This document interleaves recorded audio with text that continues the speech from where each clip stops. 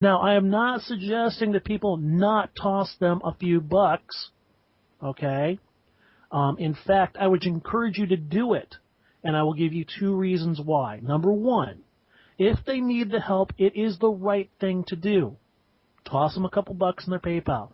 Number 2, if this turns out to be total crap, they will be asking for something else again soon enough, and you will know it's a scam. Now, if you're only out $2 to $5, consider that a cheap life lesson and move on. Meaning, you will know better next time. Now, me, I will not be sending him any money. I will not go into why in a public setting, but if you wish to contact me personally about why, please do so. Now, I really, really hope this is not a scam. And I do hope that people will help.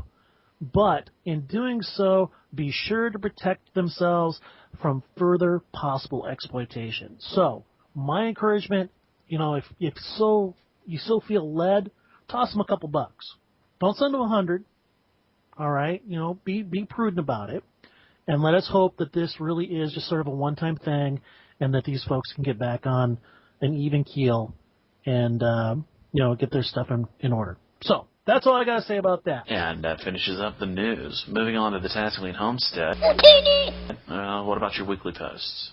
Well, this week I got Random Adventure Seed 5 posted. The Adventure Seed Monday is going to be kind of unique in that it forces the characters to take more of a front stage approach to dealing with a problem. They need to destroy an enemy base.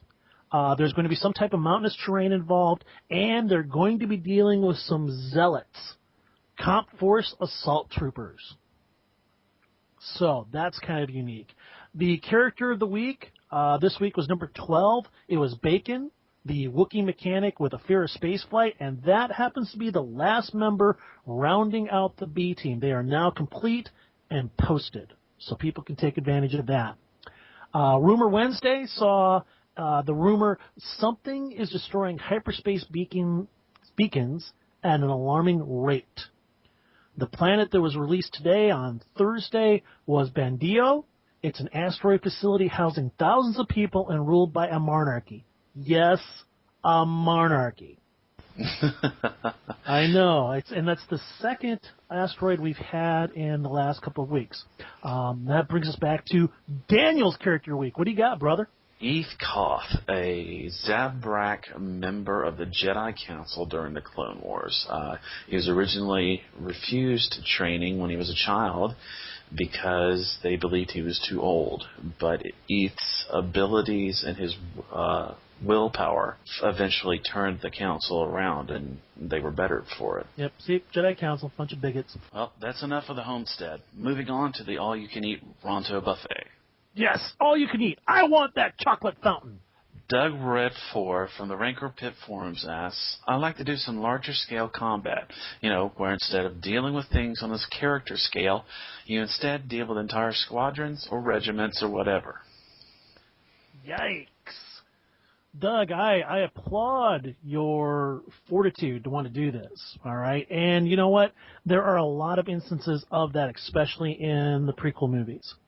But I'm going to be honest with you, man. Star Wars D6 and role-playing games in general, not designed for that type of gaming.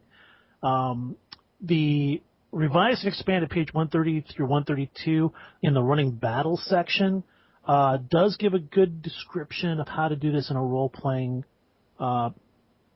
framework. In fact, on pages 132 through 35, it gives a battle example for both ground and space. And basically what it suggests is to figure out how the battle will progress, provide a turning point in which the players can take part, figure out what will happen if they succeed or fail, and continue on with your narrative. Now, additionally, if you want more of this element in your game, I would strongly encourage or suggest running the Star Wars miniatures games, and I do believe there's 2 books. There's the main book, and then there's the add-on book expansion. Yep. Now, there's also Star Warriors, too, which handles starship combat. I mean, I think it works along the same lines as the miniatures combat, too. Mm-hmm. Actually, I owned that. When it first came out, I bought that, and I still actually have that box. Oh, awesome. Yeah, yep. I enjoyed it. You're going to have to post a picture of that someday. I will do that. Well, I'll tell you what, moving on. Mikkel Hasselstein from the Ranker Pit Forums asks, so, do Moffs all answer to Grand Moffs, or are Grand Moffs just Moffs who have more resources and may govern a larger, wealthier, more dangerous domain? How many Moffs could a Moff at a Moff could move Moff? Oh, that just hurts my head. It does. That was funny, though. I liked it. Well, I'll tell you what, Mikkel, first of all, let's start off with how the hierarchy breaks down in the Empire. Okay? I'm going to start at the head, and then I'm going to go down. We have Emperor Palpatine at the top. Lord Vader is number 2. The Grand Vizier is number 3. The Imperial Ruling Council is 4. Grand Admirals are 5. Grand Moffs are 6. And below Grand Moffs are a Moff, or also known as a Sector Governor. Now, what does this mean for to answering your question? Well, Grand Moffs is a title given to the regional governors of over-sectors. Now, these are sectors that are also called priority sectors. They were locations that were of special interest to the Emperor. They weren't necessarily, several sectors in size, but they encompassed a regional area.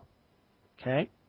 Now, a Grand Moff is comparable to an Imperial Advisor, as they both answered directly to the Emperor. No, this is a Grand Moff, not a Grandma. That is correct. A Grand Moff. We're not talking about black holes here. So no Grand Moff.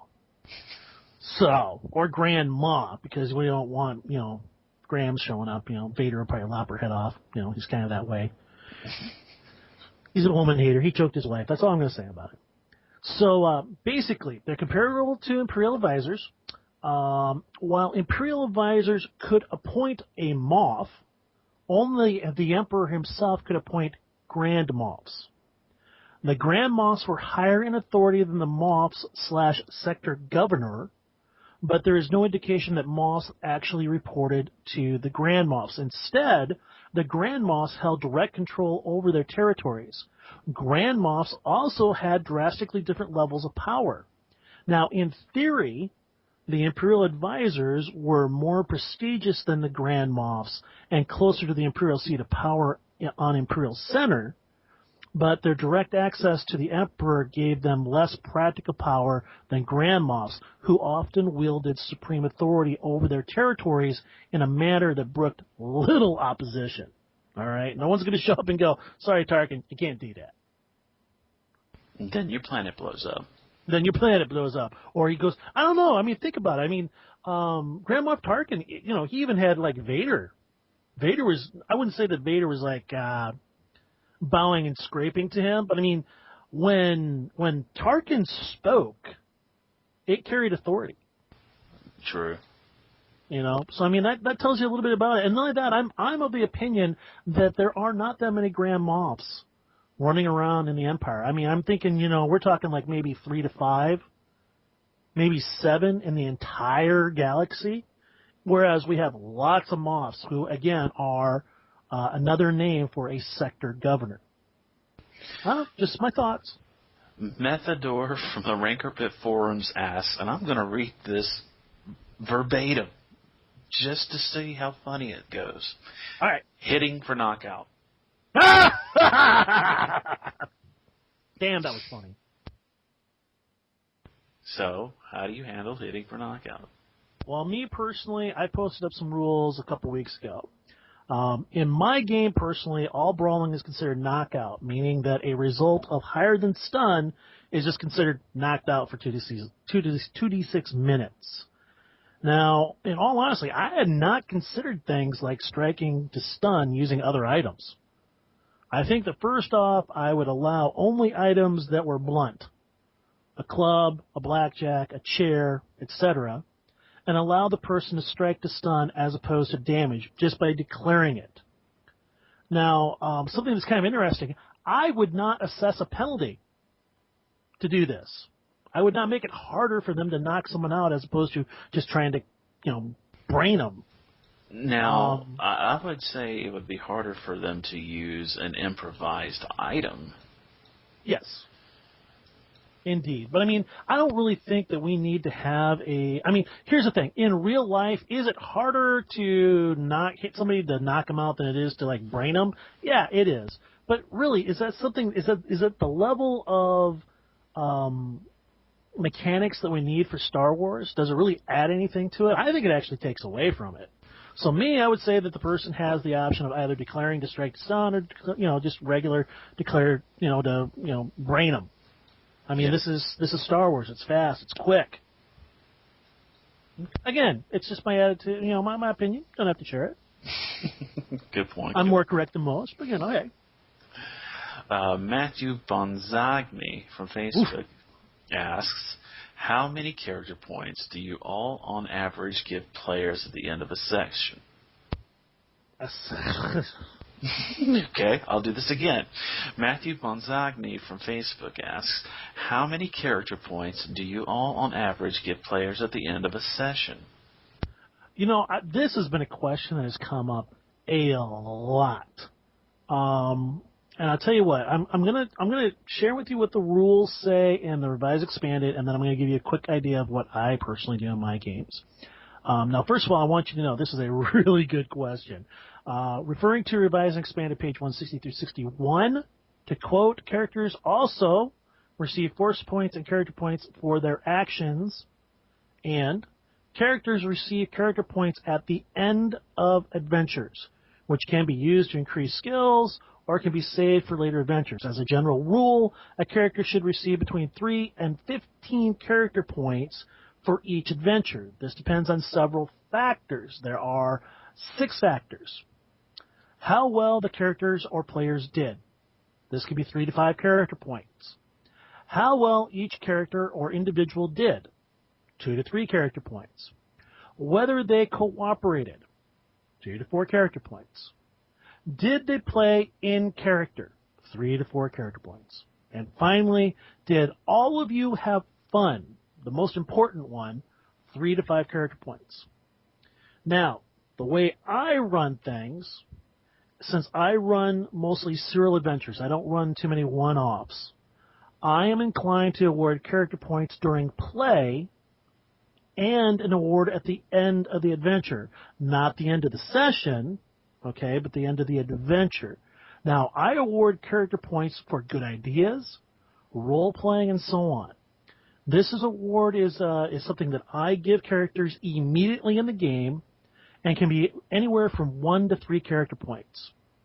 Now, at the end or completion of an adventure, I try to give the players an award equal to the character points they spent during the adventure plus 3 to 5 more points.